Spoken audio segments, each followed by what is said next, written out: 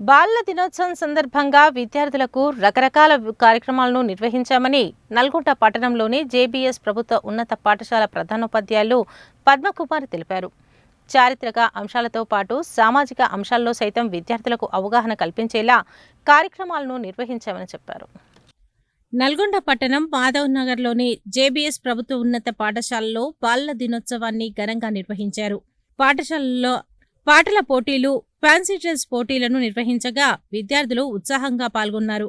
వివిధ రకాల వేషధారణలతో చిన్నారులు అలరించారు.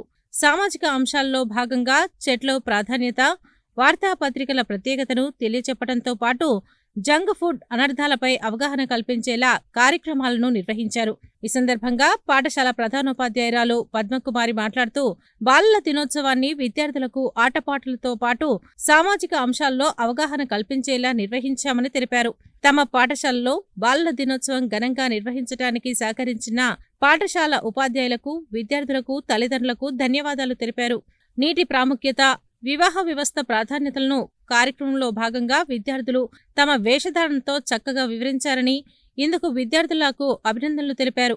ఈ కార్యక్రమంలో పాఠశాల ఉపాధ్యాయులు రేపాల నరసింహారెడ్డి, రేణుక, శ్రీనివాస్, ప్రవీణ్, ఎండి అలీం, కర్పూరం ప్రతిమ, సి బేబీరాణి, రత్నమాల, వెంకట్రావు తదితరులు పాల్గొన్నారు.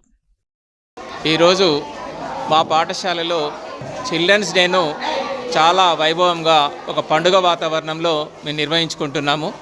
పిల్లలందరూ విచిత్ర వేషధారణ ఫ్యాన్సీ డ్రెస్ కాంపిటీషన్లో పాల్గొని వాళ్ళ భవిష్యత్తులో ఏమేం కావాలనుకునే విధంగా వాళ్ళు తయారై వచ్చి ఇక్కడ ప్రజెంట్ చేయడం జరుగుతుంది. కొంతమంది శాస్త్రవేత్తలు గాను, కొంతమంది డాక్టర్లు గాను, కొంతమంది ఇంజనీర్లు గాను, లాయర్లు గాను, అడ్వకేట్లు గాను, ఆ విధంగా భవిష్యత్తులో వాళ్ళు ఏం కావాలనో ఆలోచనతోటి నిర్ణయించుకొని ఇక్కడికి వచ్చి చాలా చక్కగా ప్రదర్శన నిర్వహించారు.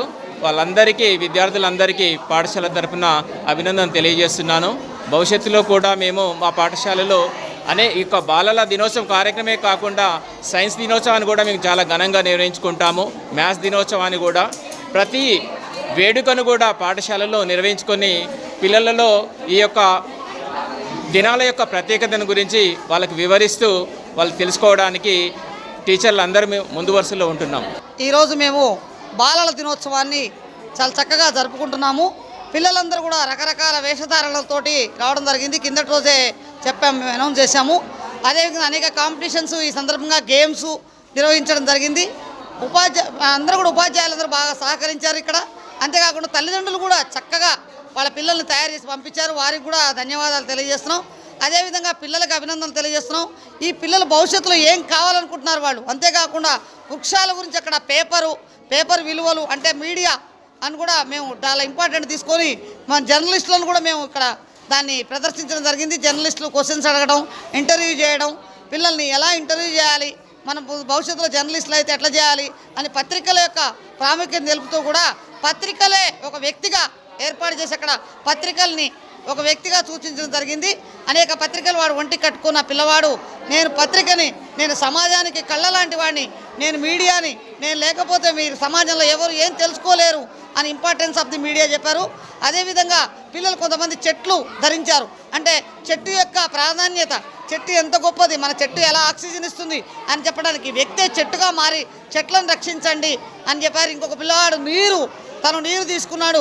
నీరు యొక్క ఇంపార్టెన్స్, తన ప్రాజెక్ట్ ఇంజనీర్ అయితే నీరుని ఎలా పొదుపు చేస్తాడో తను చెప్పడం జరిగింది. ఈ విధంగా పిల్లలు, అంతేకాకుండా ట్రెడిషనల్గా పిల్లల వివాహ వ్యవస్థ, భారతీయ వ్యవస్థ ఎలా ఉంటుంది అనే దాన్ని కూడా ఇక్కడ సూచించడం జరిగింది. ఈ విధంగా అనేక కార్యక్రమాలను మేము నిర్వహిస్తూ ఉన్నాము.